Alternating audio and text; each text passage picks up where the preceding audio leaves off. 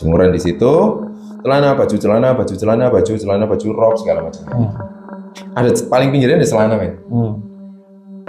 Itu kayak gini bentuknya. Set, set, set, set, gini. Yang terlihat di atas tenda cewek itu, anjir, pocong, men.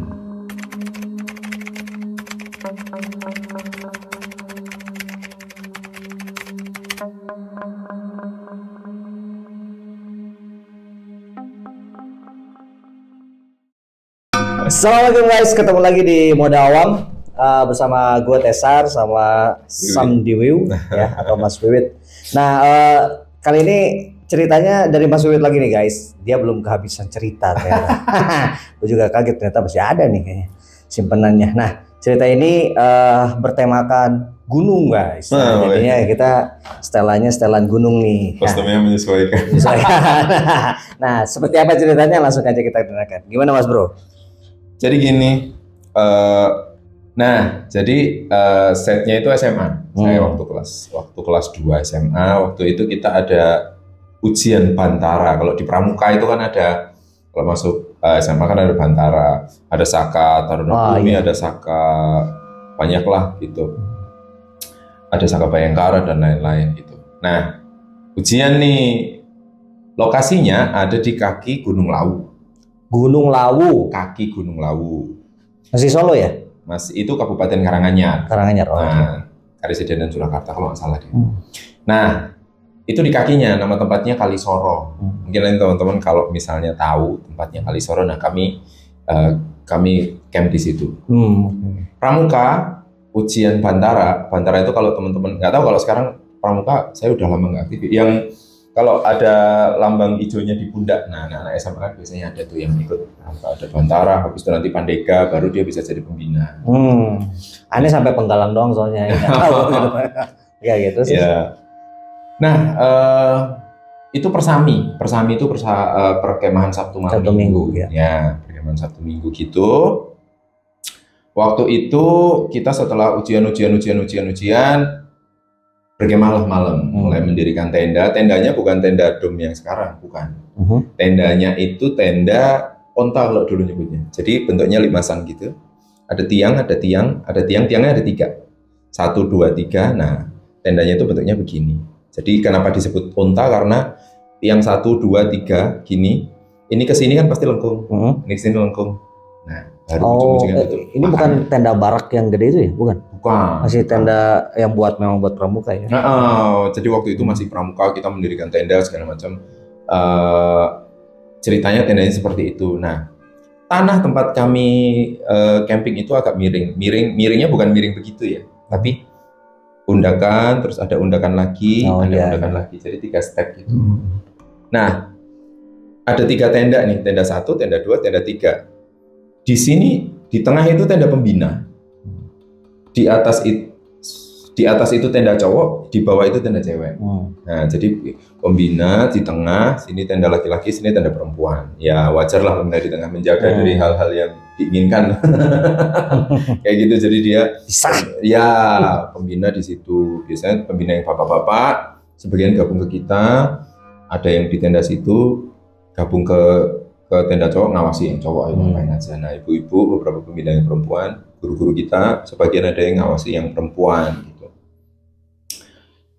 Aman tuh, udah wah kita having fun lah, kita masak, kita nyiapin ini, wah terus kita bikin ini, ada yang bikin parit. Jadi sekitar, berhubung itu tanahnya berundak kan, kalau di gunung itu sering besar kemungkinan tahu-tahu gerimis atau hujan.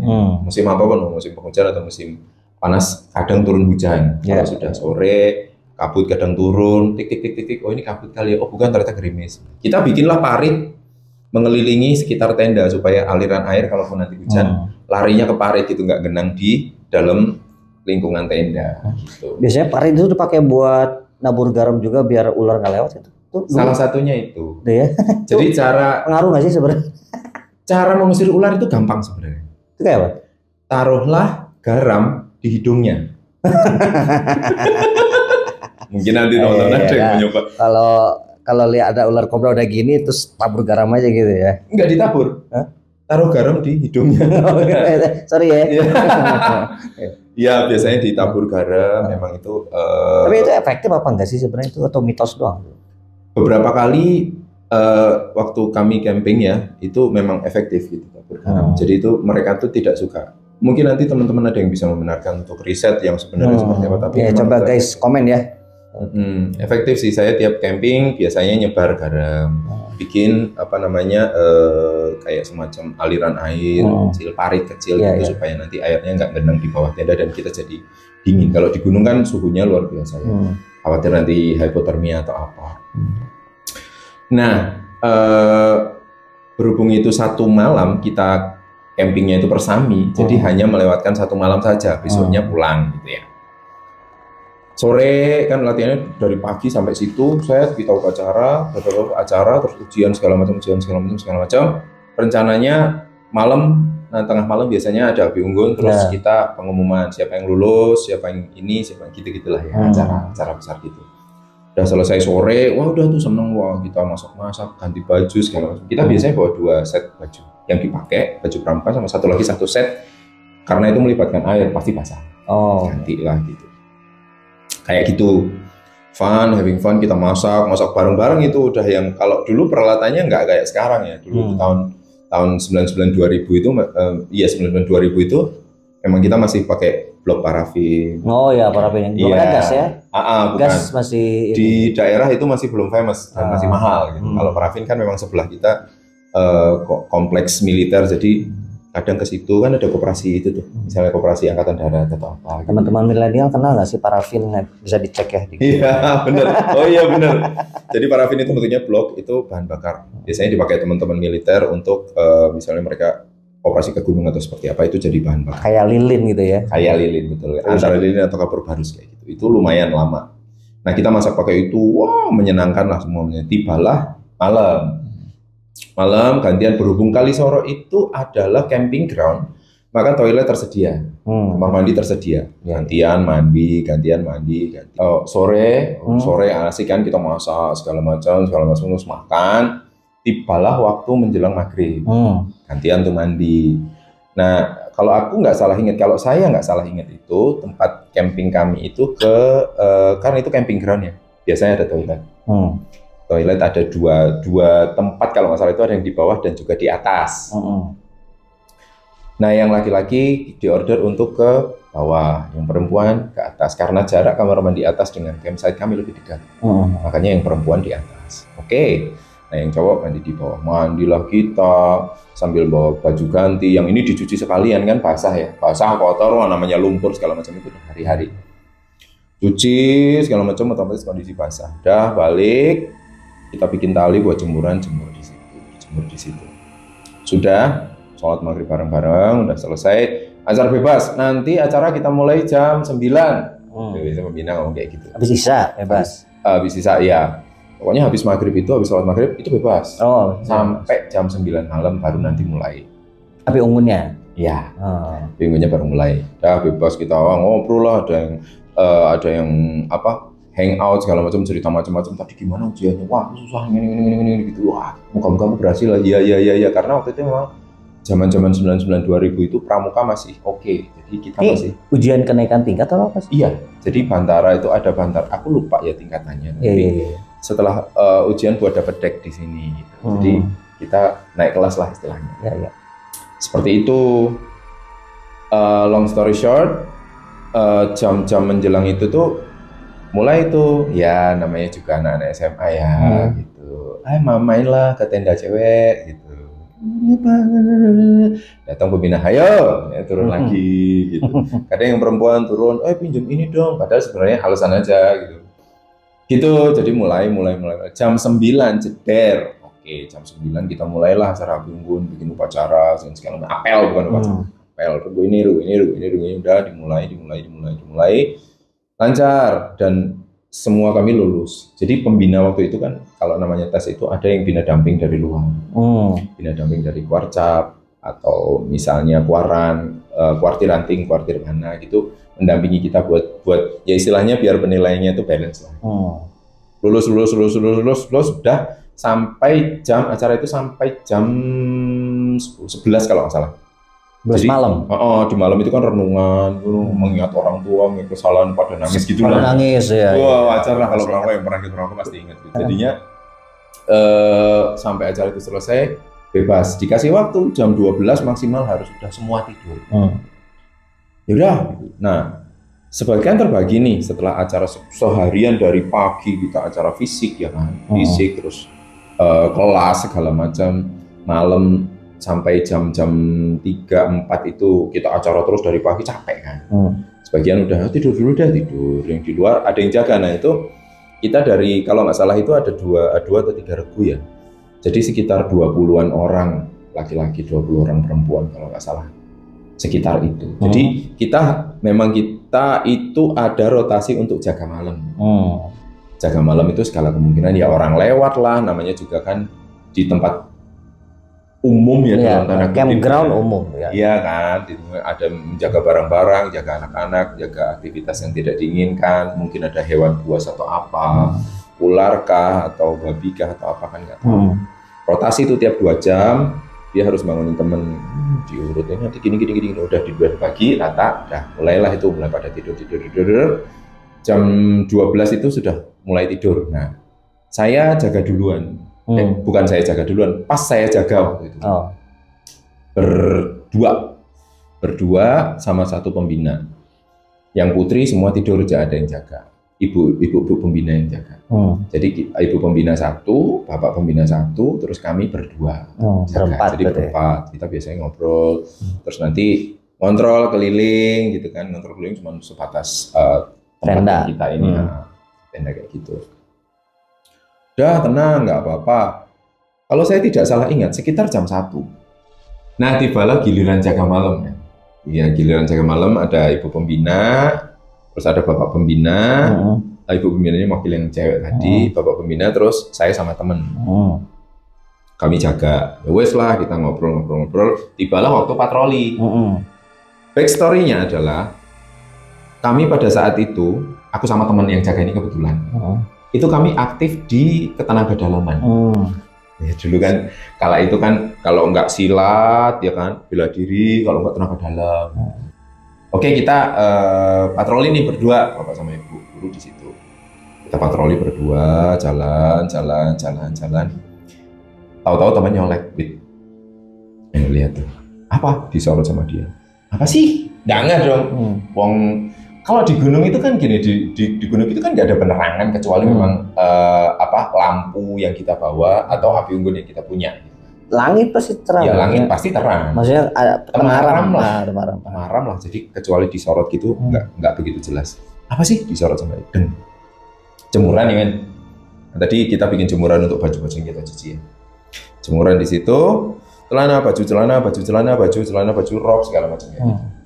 Ada paling pinggirnya ada celana men. Itu kayak gini bentuknya, set gini. Kalau angin kan harusnya begini ya. Iya, kalau angin tuh kan? Bukan cuma dia men, yang lain pun ke ini ketiup angin kan ya gerak-gerak gitu. Itu nggak ada angin men. Yang lainnya diam. Merinding. Yang lainnya diam. Cuma di ujung itu, dan malam itu memang tidak, kalau di gunung pasti angin kedengeran. Itu kedengeran karena itu highland kan. Angin emang lewat ke situ set gitu. Ini ya main diem, dia doang begini kayak ada yang gantungin kayak ada mainan gitu loh. Wih gitu loh men. Anjir merinding gua. Serius nih merinding ini guys. Di pojok terus itu loh. Kaget dong. Apa itu? Udah nggak usah digubris. Kami cukup dekat dengan dunia itu, tapi maksudnya tidak pernah bersentuhan yang diuji mentalnya dengan itu iya. Uji nyali iya, tapi bukan dengan tahu-tahu ada gitu loh. Ya, tetap aja ngagetin gitu. Tetap aja ngagetin. Apa itu? Kata temanku, udah lah nggak usah. Cuekin kita jalan. Set, udah. Balik lagi, jadi muter gini, balik lagi ke sini. Nah kayak gitu kan ketemu sama bapak itu. Ya. Aman, kata Pak Guru gitu. Aman Pak? Yang benar kata Ibu Guru gitu. Benar Bu, aman. Nah, yang jaga berempat ini, bapak guru kami ini guru ngaji. Ibu ini guru choir. choir, paduan suara. Dan beliau juga praktisi ketenaga dalaman. Oh gitu, si ibu ini. Makanya, benar nggak apa-apa, nggak ada apa-apa, nggak ada apa-apa bu. Oh ya wes, gitu kata dia. Whether she knew it or not, nggak tahu ya. Pokoknya maksud itu dia nanya dan jawabannya adalah kami menjawab, nggak ada apa-apa. Duduklah kami deh. Ternyata itu kan satu shift, hitungannya itu 2 jam. Jadi kami mulai jam 12. Jam 1 men, ada teriakan kenceng banget dari tenda perempuan. Kenceng banget kan, kaget kan? Kaget, bapak sama ibu guru langsung ke situ. Kami dari belakang, jadi tendanya itu begini, 1, 2, 3, bapak sama ibu guru ke situ, kami langsung lari ke belakang. Ada apa? Mau sebel gimana, mau gini gimana? Kita kan kalau tenda begini kan kita tidurnya begitu ya, tendanya kayak gitu, kita tidurnya kan melintang gitu kan. Ada yang baru jadian men. Nah, terus ngobrol lah di pinggir. Loh, nggak tidur? Tidur. Cowoknya sneak ke situ. Tahu-tahu dia, wah, yang teriak si bocah ini, si cewek. Wah ibu ini langsung buka tenda jebret. Ada apa ini? Kita langsung, wih ngapa belum? Kamu ngapain di sini? Gitu kan? Wih ngapain ini? Pak, udah nggak bisa ngapa-ngapain. Ini teriak. Wah. Kita masih mencerna keadaan itu. Satu lagi bangun. Wah itu ada 6 atau 7 orang men. Kesurupan massal men. Tenda bawah kan bangun jebret. Terus bapak ibu yang tenda pembina bangun. Tadi kan aku cerita ya. Ada pelatih pramuka kami, ada pembina damping dari Kuaran atau Pacak, aku lupa waktu itu, ada 2 orang. Langsung nyamperin, wah gitu tuh. Udah anak-anak mikir. Karena itu perempuan kan better yang nangani mereka. Pak, kami ngapain Pak? Siapin air panas. Kita masak air kan, gini masih wah gitu. Terus aku sama temanku, yuk masak, siapin api, parafin, ngomong. Panik. Yang lain diam di tenda. Kita kan ada beberapa teman-teman yang istilahnya itu dari sekian peserta ada yang kelihatan stands out gitu, berapa orang gitu ya. Misalnya dia ilmu tentang survival dia tahu, ilmu tentang P3K dia tahu, yang lain ya kita rata-rata aja lah. Kamu yuk. Waduh, yang satu, kamu siapin obat P3K pasti bawa. Siapin obat segala macam. Aku sama obat apa yang disiapin? Kenapa? Obat apa yang disiapin? P3K kan standar. Kayak obat merah, terus obat buat bakar, terus ada pembalut, ada minyak kayu putih, ada minyak urut dan segala macam lah ya. Pengobatan standar kita pasti bawa. Jadi nyiapin semua yang dulu kan ya, obat diambil, pembalut, bandage yang buat, tahu nggak sih yang kalau keseleo gitu, terus shawl anak itu, shawl kumpulin, in case kita buat bikin ini, shawl sama tali kumpulin, buat bikin tandu. Kan kita selalu bawa tongkat tuh, bikin tandu. Nah yang 2 ini bikin tandu, kami bertiga nyiapin obat sama bikin tandu berdua, yang bertiga ini masak air. Yang lain kompor, kita ngambil air ke atas ke toilet, ngambil air, udah masak. Begitu nyampe situ, sudah mereka, yaudah langsung aja bikin tandu. Yang satu ini bikin tandu. SOP-nya waktu itu kalau nggak salah, seingatku itu ada 2. Yang pertama, kalau terjadi kesurupan itu bau-bauan yang kencang itu disiapin. Sama yang kedua, beberapa korban kesurupan cenderung untuk kadang menyakiti diri sendiri atau bertindak yang agresif sehingga bisa melukai dirinya gitu. Entah kaki seleo, entah apa. Nah kita disiapin buat itu. Tandu dibikin, kami masak air, lagi masak gitu, tendanya parafin nyala, kompor sudah siap, temenku langsung gini, apa ngopo gitu. Matanya nggak istilahnya fokus. Pandangannya itu fokus ke tenda perempuan gitu. Wih, dengan muka yang gitu. Wih, apa kan bingung ya. Misalnya sar terus gue ngeliat lu pasti bingung dong. Apa, wih, ini kenceng banget men. Wih gitu. Sedangkan untung memang ini lagi dimasak, akhirnya kan kita harus jagain ya. Nesting kami pada saat itu kita bawa nesting buat Polri, buat apa, waktu itu nestingnya belum sebagus sekarang ya. Masak air kita siapin, itu kita bikin 2 perapian buat masak air. Nah temenku gitu, wih matanya ke sana men. Aku ya kenapa? Wih iya kenapa? Aku kan jadi ikut panik ya. Kenapa gitu. Oh teriak wah, terus ada yang suara burung wah kayak burung gagak. ada suara, jadi yang terdengar ke kami teriakan para teman-teman perempuan ini, ada yang burung gagak, ada yang ketawa, ada yang teriak wah, jadi serem banget memang. Temanku gini, tak tampar akhirnya, pak gitu. Kenapa? Itu di tenda ada apa gitu? Ini kamu lihat, ayo itu masa kamu nggak lihat? Aku nggak bisa terawang gitu. Aku dengan panik jawab gitu dong. Emang gua nggak bisa gitu. Aku raiso gitu. Wah, entah dia ngerapal apa, aku nggak tahu, pokoknya ngeluarin gerakan-gerakan yang aneh itu, nggak ngerti lah. Aku ini jurus apa kok gua belum pernah lihat. Yang terlihat di atas tenda cewek itu, anjir, pocong men.